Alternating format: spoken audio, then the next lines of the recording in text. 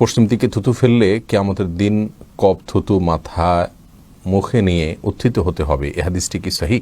পশ্চিম দিকে থুতু ফেলার বিষয়ে আপনি যেটি জানতে চেয়েছেন সে বিষয়টি বিশুদ্ধ হাদিস দ্বারা প্রমাণিত। অর্থাৎ পশ্চিম দিকে থুতু, কপ ইত্যাদি, শ্লেষা ইত্যাদি নিক্ষেপ করা হাদিসে নিষিদ্ধ।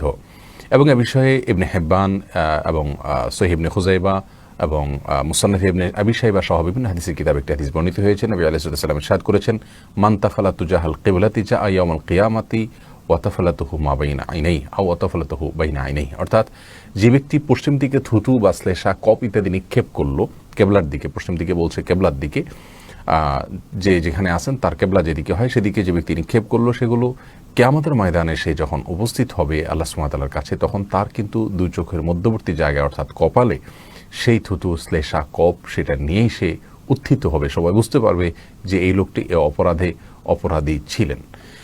তো এই হাদিস থেকে পরিষ্কারভাবে আমরা বুঝলাম পশ্চিম দিকে ইচ্ছাকৃতভাবে থুতু, শ্লেষা, কপ ইত্যাদি নিক্ষেপ করা উচিত নয়। আমরা অজান্তে এতদিন যারা ফেলেছি তার জন্য তওবা করবো, ইস্তেগফার করবো, সামনে থেকে সাবধান হবো। কখনো ভুলে ফেললে সঙ্গে সঙ্গে আমরা আল্লাহ সুবহানাহু ওয়া তাআলার কাছে ইস্তেগফার করবো, ক্ষমা প্রার্থনা করবো এবং পরবর্তী সময়ের জন্য সাবধান হয়ে যাবো ইনশাআল্লাহ বিইذনিল্লাহ।